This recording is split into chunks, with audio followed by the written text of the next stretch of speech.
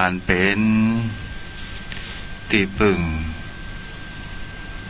ที่สักการะบูชาของเทวดาและมนุษย์ทั้งหลายขอนอบน้อมยังพระสัทธรรมคำสอนขององค์สมเด็จพระสัมมาสัมพุทธเจ้าอันเป็นแสงประทีปอันเป็นที่พึ่งแห่งจิตใจอันเป็นบ่อเกิดแห่งปัญญาธรรมะของพุทธองค์นั้นเป็นสิ่งที่จะนำพาแห่งหลุดพ้นเข้าสู่นิพพานได้ขอนอบน้อมอย่างพระสงฆ์สาวกขององค์สมเด็จพระสัมมาสัมพุทธเจ้าขอถวายความเคารพนอบน้อมไหวสา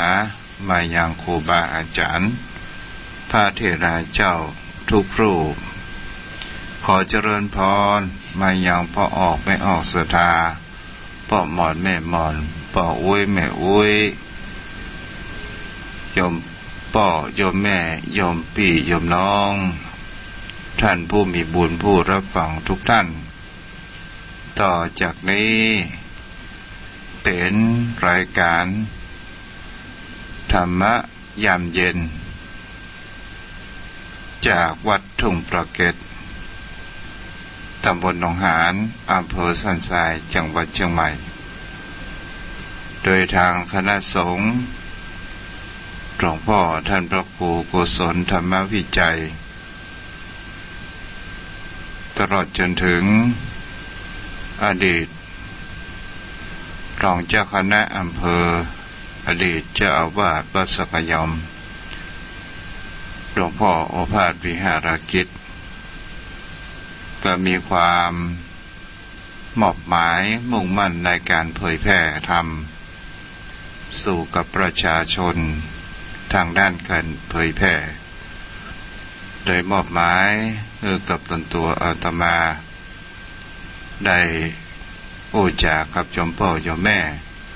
ในช่วงเย็นได้รับความอนุเคราะห์เมตตาธรรมจากทางสถานีวิทยุเพื่อการศึกษาและวัฒนธรรมจังหวัดเชียงใหม่ 104.5 เมกะเฮิรตซ์จากท่านผู้อำนวยการคือท่านพระอาจารย์พระครูสมุวิศวัตรวัดไฝหินซึ่งเป็นผู้อำนวยการก็ได้เมตตากับตนตัวของอาตมาวันนี้เราก็มาอยู่กับกันในช่วงแมลงของวันศุกร์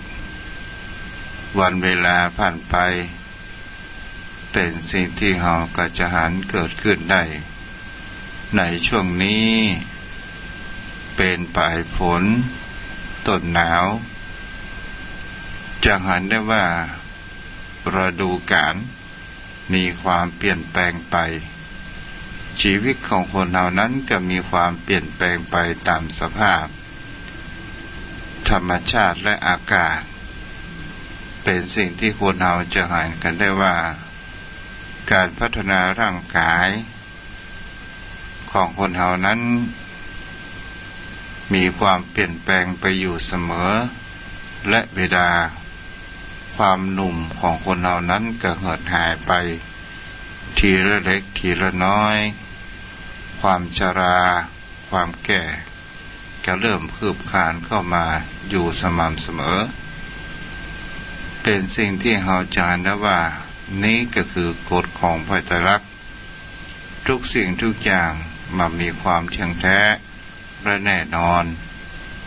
ทุกสิ่งทุกอย่างนั้นมีสภาวะแห่งความเป็นทุกข์โดยธรรมชาติทุกสิ่งทุกอย่าง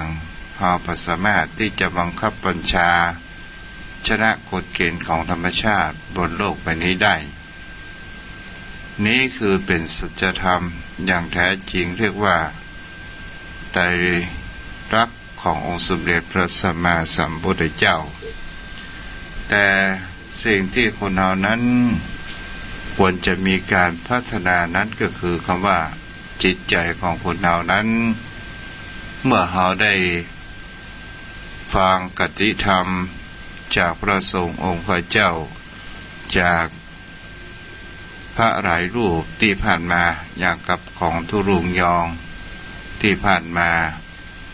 จะหาพระสงฆ์องค์พระเจ้ามาอูจาเป็น2-3 ชั่วโมงนั้นก็หาได้ยากจะหาพระสงฆ์องค์พระเจ้าผู้มีจิตมุ่งมั่นในการเผยแผ่เหมือนท่านอาจารย์พระครูสมุวิศวัตรนั้นก็หาได้ยากเพราะตื่นเช้าหลับดึกเป็นผู้ปิดทองหลองพระมาอยู่โดยตลอดแล้วสถาญาติโยมเขาก็เป็นผู้ที่ได้มีการสนับสนุนด้านพระภิกษุสงฆ์ในการเผยแผ่จะเป็นค่าไฟทางสถานีวิทยุก็ตามตลอดจนถึงเป็นเจ้าภาพกิจการงานของคณะสงฆ์พระพุทธศาสนาเป็นสิ่งที่เราก็ได้ทำกันมาอยู่เสมอพระโยมพ่อโยมแม่ได้ฟังพระสงฆ์องค์เจ้ามาถึงบ้านถึงจองเหมือนกับนั่งอู้สนทนาธรรมกันอย่างบ้านอย่างจองโยมพ่อโยมแม่ก็มีคนว่าทางด้านวิทยุการสื่อสารทางด้านวิทยุจะเป็นวิทยุก็ตามทีวีก็ตามคนนั้นจะรับฟังจะดูนั้นมันมีน้อยเพราะว่าเทคโนโลยีมาสู่มือถือคนเราจะไม่ค่อยฟังกันแต่อาตมามีความเชื่อมั่นว่าก็ย่อมมีคนผู้ฟังที่มีความสนใจในธรรม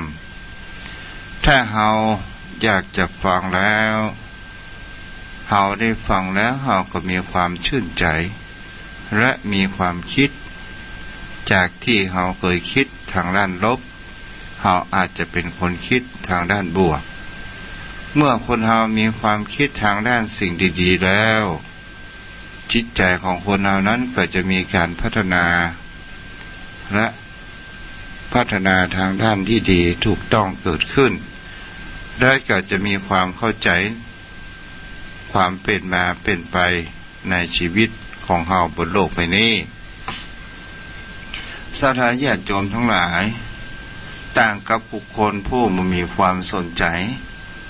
ผู้มีแต่ความประมาทในชีวิตผู้หลงเพลิดเพลินในกิเลสตัณหาผู้ที่ชอบไปตามกระแสของกิเลสอุปมากับเหมือนน้ำท่วมย่อม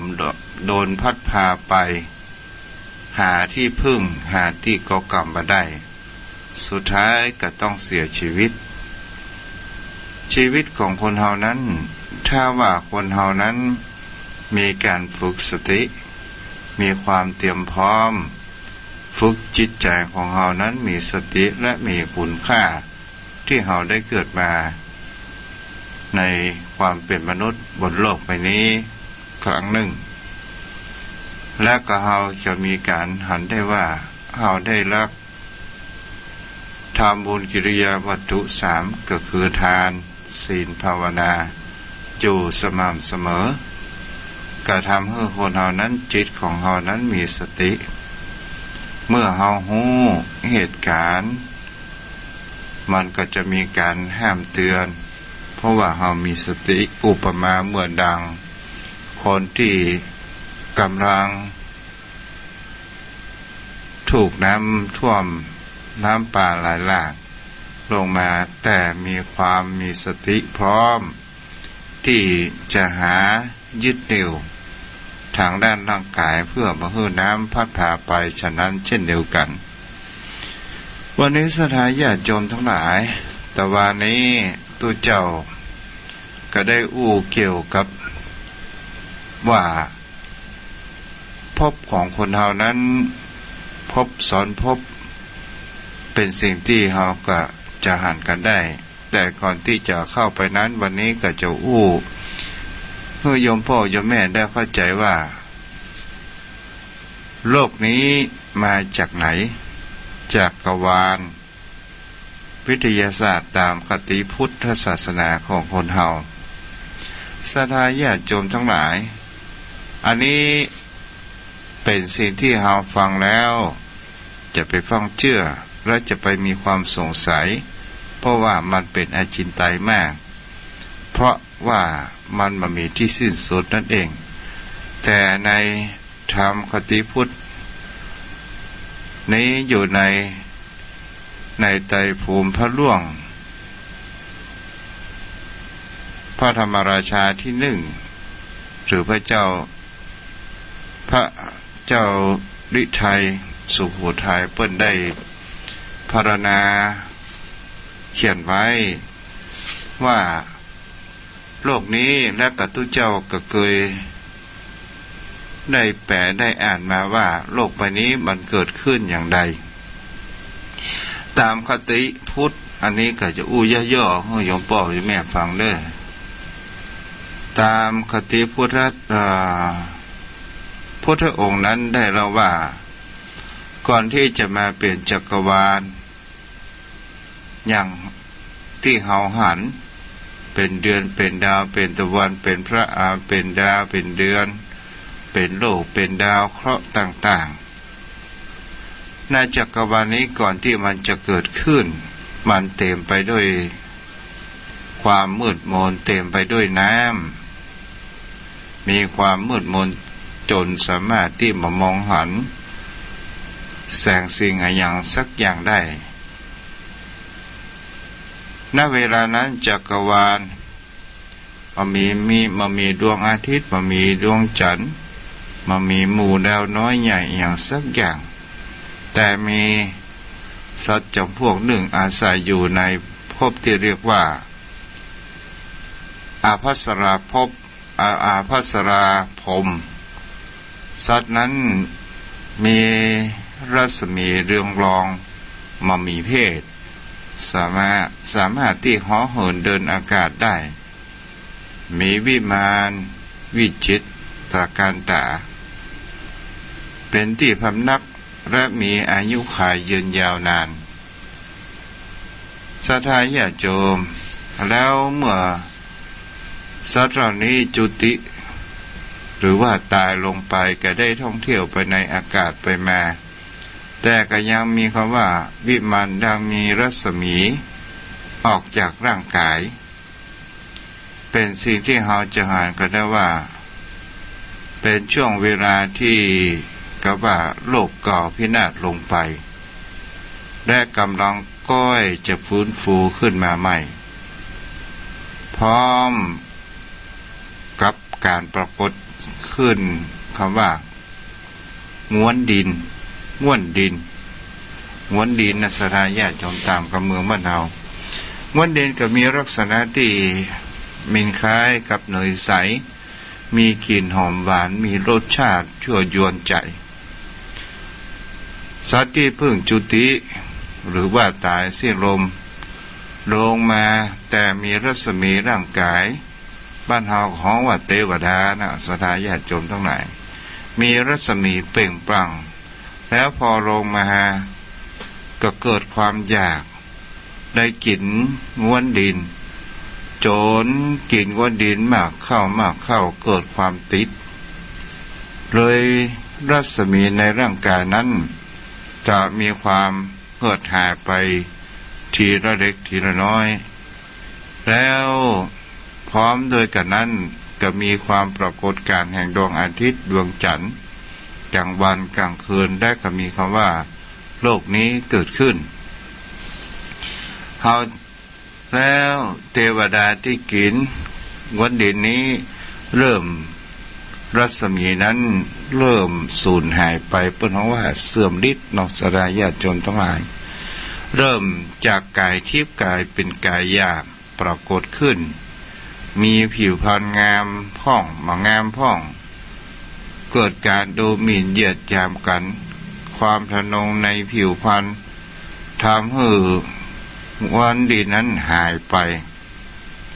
นี่ก็คือกลายเป็นอาหารเทพชนิดใหม่ที่มีความพยายามตามระดับเกิดขึ้นเป็นสิ่งที่เราจะเห็นได้ว่าคนเราก็เริ่มหันมากินผักกินไม้หาแก้หาอย่างกินเป็นสิ่งที่คนเรานั้นจะเห็นได้ว่านี่ก็คือเป็นสิ่งที่มาคำว่าโลกมนุษย์และจักรวาลที่ทุกเจ้าได้อู้จ๋ากับโยมพ่อโยมแม่ว่าทวีปสี่มันมีคำว่าชมพูทวีปอัปปละโลคายานทวีปอุตรทวีปอุตรกุรุทวีปและปุพะวิหาวิเทหทวีปมันมีอยู่สี่ทวีปนี้ท้าวมหาราชจตุโลกบาลสี่องค์สวรรค์6ชั้นได้แก่จตุมหาราชิกาดาวดึงส์ยามาดุสิตนิมานราตรีและกับปรมิสวาตีพรหมแห่งหนึ่งอันนี้เราก็ข่าวโยมพ่อโยมแม่ได้อ่านกันเพราะว่าถ้าลงลึกลงไปอาจจะเมาหัวทวีปสี่นี้ศรัทธาญาติโยมเป็นสิ่งที่จะเห็นได้ว่าในไตรภูมิพระล่วงก็ได้บันทึกผู้จ๋ามาว่าทวีปสี่นี้เป็นสิ่งที่จะเห็นได้ว่ามีเป็นพระราชนิพนธ์ของธรรมราชาที่หนึ่งหรือพระเจ้าลิไทยรายละเอียดอายุขัยของมนุษย์ในชมพูทวีปนั้นมาแน่มานอนขึ้นอยู่กับทำความดีสิ่งที่ได้ทำไว้ยิ่งทำดียิ่งมีอายุขัยยืนยาวยิ่งทำชั่วห่างศีลธรรมอายุก็เริ่มจะทดหายลงไป100 ปีจะหดหายไป10 ปีอย่างนี้เป็นต้นส่วนมนุษย์ในปุรวิหากทวีปมีอายุขัย100 ปี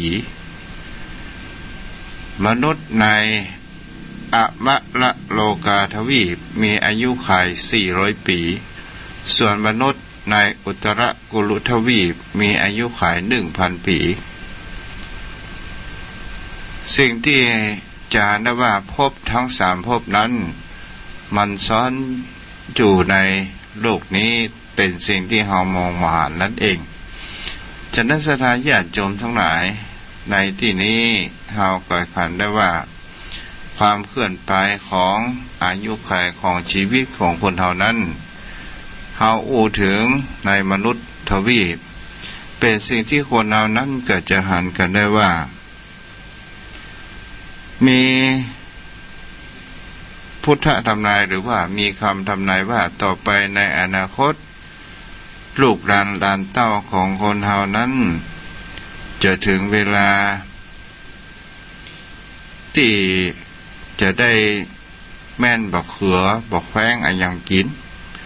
เป็นสิ่งที่คนเฮานั้นก็จะหันกันได้ว่าอายุขัยของคนเฮานั้นพอถึง100 ปีก็จะลดไป10 ปีตอนนี้มันก็อยู่ในพุทธศักราช2563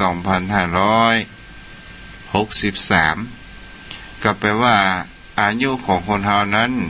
เหือดหายลงไปตามที่ทุกเจ้าได้ฟังท่านพระมหาบุญช่วย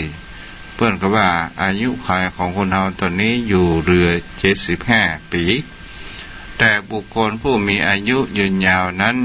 ก็แปลว่าบุญกุศลอยู่ด้วยบุญกุศลของท่านที่ได้สร้างมาทั้งในอดีตและปัจจุบันต่อไปชีวิตของคนเฮานั้นมันจะมีการสมสู่และก็มีความเปลี่ยนแปลงกันไปและก็จะมีการประหัตประหารกันจน อายุขัยของคนเหลือ10 ปี จะมีจิตใจเหมือนสัตว์เดรัจฉานมีการมามีน้ำมามีธรรมมามีศีลธรรมอย่างเกิดขึ้น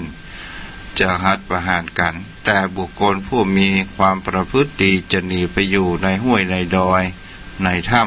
ำพอถึงเวลาผู้คนที่มีความเดือดร้อนมามีศีลธรรมเอารัดเอาเปรียบฆ่ากันตายจนหมดสลายญาติโยมทั้งหลายแต่บุคคลผู้ประพฤติดีทำความดีอยู่ในถ้ำในดอยแล้วก็จะทยอยถอยลงมาต่อจากนั้นไปเปิดกับว่าอายุของคนเฮานั้นก็จะเพิ่มขึ้นมาใหม่เพราะว่าได้ประพฤติดีปฏิบัติดีก็จะเพิ่มขึ้นจาก10 ปีเป็น20 ปี30 ปีขึ้นไปไปตลอดจนถึงพระกัปนี้แล้วก็จะมีพระอริยเมตไตรมาเกิดนี่พอข้าวๆเลยโยมพ่อโยมแม่กะเรื่องสิ่งที่เป็นอาจินไตยไกลตัวก็ได้เวลาไปพอสมควรวันนี้โยมพ่อโยมแม่เราก็มาอยู่กับกันวันนี้เราจะมาอยู่กับกันเกี่ยวกับการที่คนเรานั้นควรจะมีและควรจะศึกษานั้นคือคำว่าจิตนั้นโยมพ่อโยมแม่ก็คงจะหูมาพ่องตามที่ได้ยินได้ฟังจากตนตัวของอาตมาก็ดีจากพระสงฆ์องค์พระเจ้ารูปอื่นๆก็ดีคำว่าจิตของคนเฮานั้นจะหาได้ว่าเป็นผู้มีความอำนาจมากที่สุดจิตคืออะไรอย่างล่ะจิตก็คือความรู้ความนึกคิดที่มันมีอยู่ในธรรมชาติในตัวของมนุษย์ของคนเฮามาตั้งแต่เกิดเป็นสิ่งที่คนเฮานั้นก็จะเห็นได้ว่าร่างกายมนุษย์ของคนเฮานั้นมีการทำหน้าที่อาศัยซึ่งกันและกันและก็เป็นสิ่งที่คนเฮานั้นก็จะหันกันได้ว่าก็คือ1ก็คือคำว่ารูป2ก็คือคำว่าจิตรูปก็คือร่างกายสังขารของเราจิตก็คือทำหน้าที่อยู่4อย่างจิตของคนเรานั้นทำหน้าที่อยู่4อย่างคือจำคิดรู้ที่เราฮ้องกันตามภาษาทางธรรมว่าเบญจขันธ์นั้นก็คือคำว่าเวทนาสัญญาสังขารและวิญญาณรูปเวทนาสังขารและวิญญาณรวมกันเป็น5เรียกว่าเบญจขันธ์รูปกับจิตนี้รวมกันก็เรียกว่าชีวิตเป็นสิ่งที่คนเฮาก็จะหันได้ว่าเมื่อเฮาหมดลมหายใจหรือว่าตายรูปกับจิตนั้นก็จะแยกกันออกไปและก็เป็นสิ่งที่คนเฮานั้นก็จะหันได้ศึกษากันไปว่าจิตนี่แหละมันเป็นธรรมชาติสำคัญที่มันมีอำนาจมีพลังมีความเข้มแข็งสามารถจะนำพาเฮานั้นไปขึ้นไปสวรรค์ก็ได้ไปตกนรกก็ได้ตลอดจนถึงไปเกิดในอบายภูมิอื่นๆก็ได้เพราะด้วยอำนาจแห่งจิตในการกระทำของเฮาที่เฮาเรียกว่ากรรมนั่นเองศรัทธาญาติโยมทั้งหลายถ้าเฮาเป็นบุคคลที่มีการฝึกจิตดีแล้วรักษาจิตเมื่อจิตใจของเฮาตกต่ำไปในอำนาจของกิเลสต่างๆที่สำคัญมากที่สุดนั้นก็คือคำว่าโลภะก็คือความโลภโทสะก็คือความโกรธ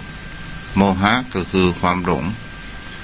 ถ้าว่าเฮาประกอบในการกระทำสิ่งนี้มากๆโดนครอบงำกระทำให้เฮานั้นมีจิตใจ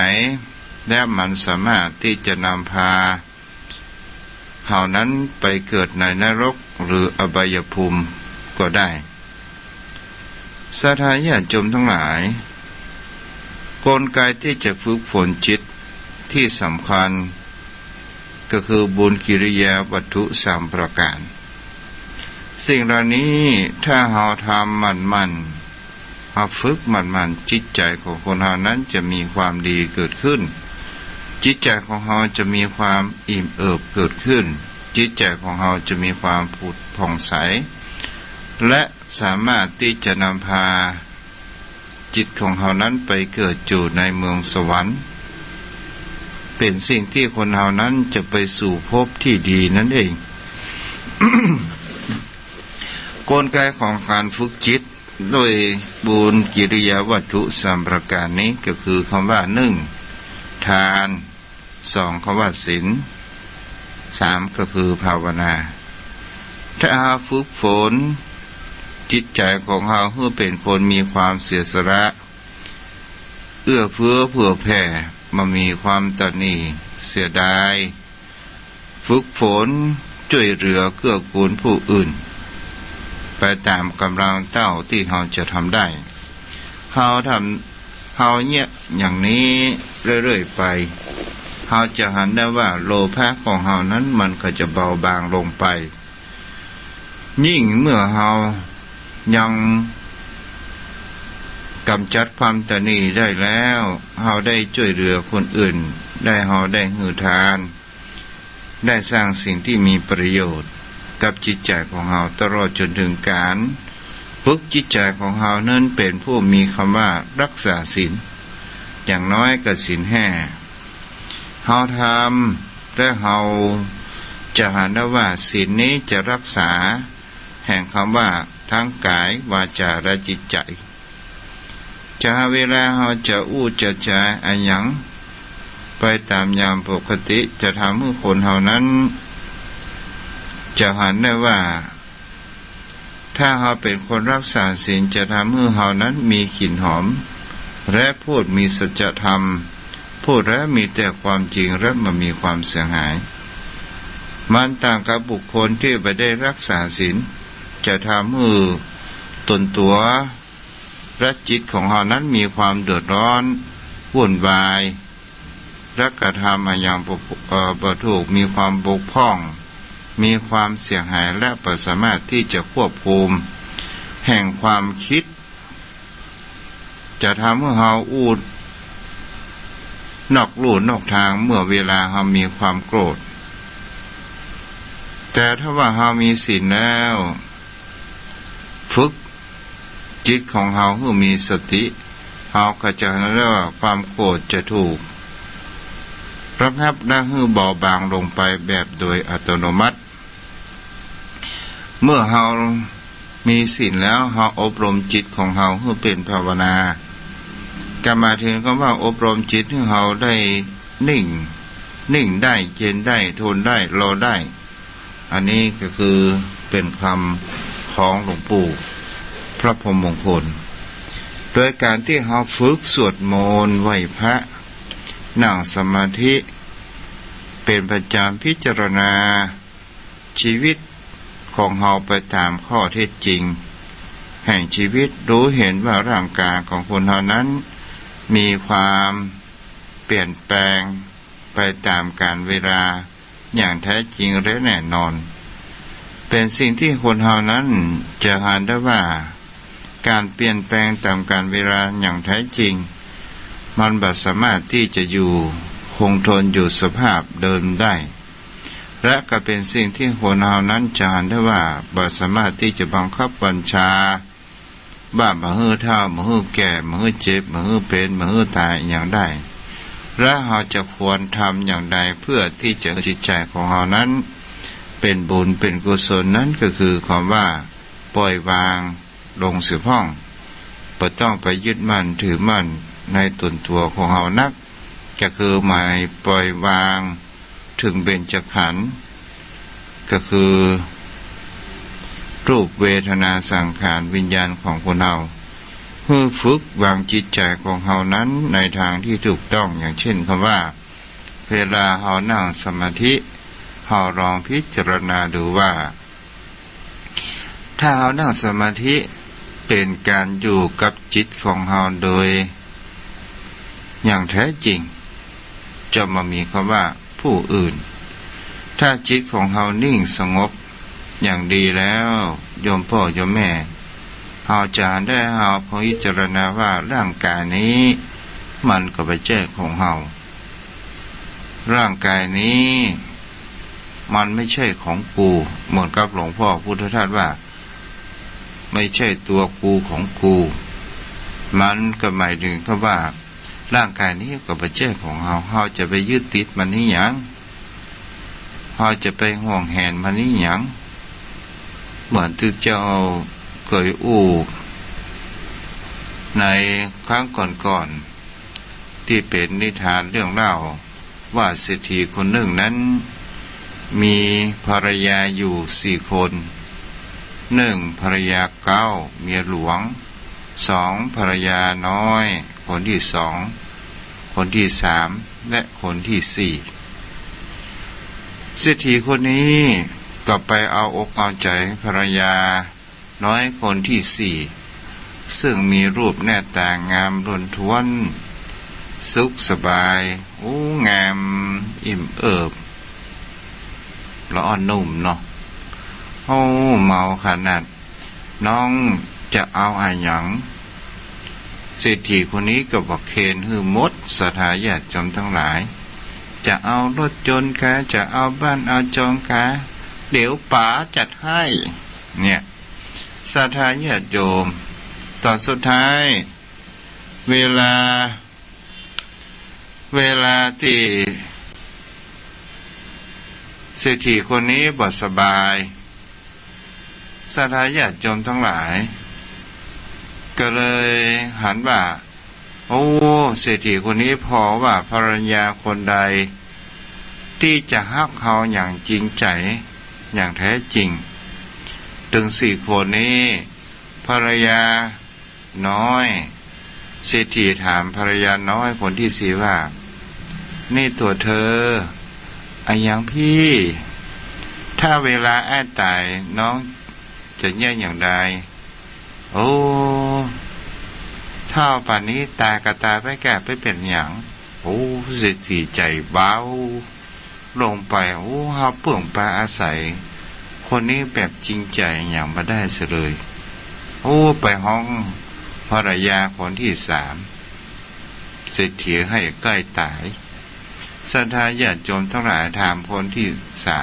3คนที่3ก็บอกว่าอาตายกับตายไปเตอะน้องเจ้าพ่อลูกพ่อเต้าศรัทธาญาติโยมทั้งหลายเศรษฐีก็มีความน้อยใจอยู่ในลึกๆความห่วงใยของเขามันมีสักอย่างมาถามภรรยาคนที่2ว่าน้องถ้าอาตายไปแล้วน้องจะแย่อย่างใดอ้ายตายไปแล้วน้องจะเลี้ยงลูกและก็จะทำบุญอุทิศไปให้ตายก็พอเป็นสิ่งที่ก็มีความชื่นใจฟื้นขึ้นมาหน่อยหนึ่งไปถามภรรยาเก่าเมียหลวงก็บอกว่าอ้ายตายน้องก็จะตายตามตกลงไปสู่กองเพลิงเหมือนกับอ้ายศรัทธาญาติโยมทั้งหลายภรรยาน้อยอุปมาก็เหมือนกับร่างกายเฮาจะเห็นได้ว่าร่างกายเฮาหล่อเลี้ยงผิวพรรณผ่องใสไปเสาะอาหารการกินอย่างดีเลิศหรูมาให้มันกินให้มันเลี้ยงร่างกายของเฮามีความอุดมสมบูรณ์ผิวพรรณของเฮาก็ไปเสาะครีมเสาะอันหยังที่จะทำให้ผิวพรรณของเฮาผ่องใสดูดีศรัทธาญาติโยมทั้งหลายสุดท้ายมันก็ประจงรักภักดีกับเฮาสุดท้ายมันก็บัติดตามเฮาไปอย่างสักอย่างมันก็เหมือนกับร่างกายของคนเฮานี่แหละถึงเวลาตายมันก็สามารถที่จะติดตามไปได้ภรรยาคนที่3ล่ะภ ภรรยาคนที่สามก็อุปมาเหมือนกับว่าร่างเฮาหล่อเลี้ยงร่างกายแรกเขามีคำว่าทรัพย์สินสมบัติทรัพย์สินสมบัติสถาญาติโยมทั้งหลายสุดท้ายทรัพย์สินสมบัติมันก็ไม่ได้ติดตามเฮาไปภรรยาคนที่สองที่จะทำบุญอุทิศส่วนบุญกุศลไปให้มันก็เหมือนเขาว่า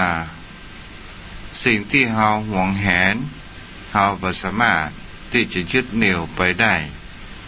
ก็เหมือนทรัพย์สินสมบัติแก้วแหวนเงินทองก็หมายถึงลูกศรัทธาญาติโยมทั้งหลายมันก็บ่สามารถที่จะติดตามไปได้ภรรยาเก่าก็อุปมา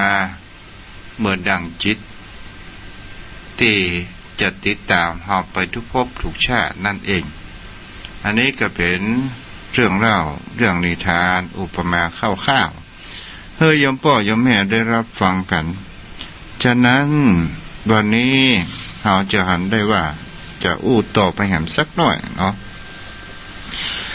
เราจะได้ว่าการฝึกจิตใจของเราวางจิตใจของเราให้ถูกต้องในสิ่งที่มันดีงามจิตของเราก็จะมีการพัฒนาทางด้านที่ดีเกิดขึ้นแต่ถ้าว่าเราอยากวางจิตใจของคนเรานั้นไปทางที่ผิดจิตใจของเรานั้นก็มีแต่ความเสื่อมโทรมหาค่าอย่างบ่ได้ด้วยประการทั้งปวงและก็เป็นสิ่งที่เราจะเห็นได้ว่าจิตใจของคนเรานั้นอุปมามันเหมือนเขาว่ารถยนต์ที่มีราคาแพงถ้าเฮาบ่ทนุถนอมเฮามีรถยนต์แต่เฮาจอดไปเลยไปเถยก็จะเห็นได้ว่าอาจจะโดนทุบพ่องหรือว่าโดนลักขโมยพ่องก็หมายถึงว่าบ่รักษานั่นเองถึงมีค่าขนาดไหนก็ตามมันก็จะต้องอยู่ในที่ปลอดภัยและก็จะทำให้ความเสียหายเกิดขึ้นแต่ถ้าเราเอามาจอดในบ้านเราดูแลเช็คอยู่ตลอดเวลารถนั้นมันก็มีสภาพดีจิตใจของคนเราก็เหมือนกันศรัทธาญาติโยมทั้งหลายโยมพ่อโยมแม่ก็ลองคิดพิจารณาดูว่าถ้าเราฝึกมันอยู่ในบุญกิริยาวัตถุสามทานศีลภาวนาอยู่บ่อยครั้งและเรามีความปล่อยวางอารมณ์สิ่งเหล่านี้ลงเสียพ่องจิตใจของเรานั้นก็จะมีความผ่องใสจิตใจของคนเรานั้นก็จะปลอดภัยจิตใจของเรานั้นก็จะมีความดีและพัฒนาเกิดขึ้นถึงแม้เราบรรลุเป็นพระอริยบุคคลของเราได้ทำสิ่งเหล่านี้ก็ถือว่าเป็นสิ่งที่ดีเรารักษาจิตของเราให้ดีเป็นสิ่งที่คนเหล่านั้นจะควรศึกษาควรกระทำกันแต่ถ้าว่าเราบ่ฝึกจิตใจเราไปปล่อยไปตามกระแสแห่งโลกจิตของคนเหล่านั้นก็จะทำให้มีแต่ความเศร้าหมองมีแต่ความขุ่นมัวมีแต่ความบุบสลายไปต่างๆวันเวลานี้เว่ยเนาะเพิ่มแป๊บเดียว5:42นะศรัทธาญาติโยมทั้งหลายมีคำของพระพุทธองค์ตรัสเป็นภาษาบาลีไว้ว่าจิตตัสสะทะมะโถสาธุการฝึกจิตเป็นความดีจิตตังลักเขทะเมทวีผู้มีปัญญาพึงรักษาจิตจิตตังทันตังสุขวหังจิตที่ฝึกแล้วนำสุขมาให้จิตตังคุตตังสุขวหังจิตที่คุ้มครองแล้วนำสุขมาให้เราจะเป็นสิ่งที่เราจะหันกันได้และก็มีปริแห่งบทหนึ่งวิญญาณยติจิตาวสานุวัต ตรีผู้ประพฤติตามอำนาจจิตย่อมลำบากก็หมายถึงเขาว่าถ้าเฮาบ่ได้ฝึกจิตเฮาไปตามอำนาจที่มันอยากได้อยากอะไรหยังเราบ่ได้ฝึกมันคือมีสติเราจะมีแต่ความทุกข์ความลำบากการเกิดขึ้นแล้วก็มีคำว่าจิตสำนึกจิตสรณะจิตบริการจิตสำนึกก็คือหมายถึงคำว่าเรามีจิตสำนึกในความมีความเมตตากรุณาต่อบุคคลอื่นมีความหิริโอตตัปปะก็คือมีความละอายแก่ใจมีความเกรงกลัวต่อบาปรักความในซื่อสัตย์จิตสรณะก็เป็นสิ่งที่เราจะเห็นได้ว่าจิตสรณะก็คือเป็นสิ่งที่เราได้สร้างทนุบำรุงจะเป็นวัดวาอารามจะเป็นโรงเรียนจะเป็นที่สาธารณชนอย่างเช่นคำว่าจิตอาสาจิตสาธารณะจิตบริการก็คือเป็นสิ่งที่เราก็จะอ่านกันได้ว่าก็คือการช่วยเหลือในการบริการเหมือนคำว่าธรรมบริกรก็คือเวลามีการมีงานอะไรอย่างเราก็ช่วยเหลือคนอื่นข้าวๆเลยโยมพ่อโยมแม่บ่ลงลึกเนาะเพราะเวลามันจะชั้นชิดเข้ามาเอาละโยมพ่อโยมแม่ที่ทุเจ้าอู้ว่าเวลากับชั้นชิดเข้ามามันก็เหมือนกับเวลาของคนเฮาก็เหลือน้อยไปลงทุกทีเอาละวันนี้ก็พอไว้เพียงแต่เหตุต่อไปก็เป็นรายการอู้จ๋าทางหน้าใหม่และอนุโมทนาที่ติดตามทางรายการ Facebook เด้อ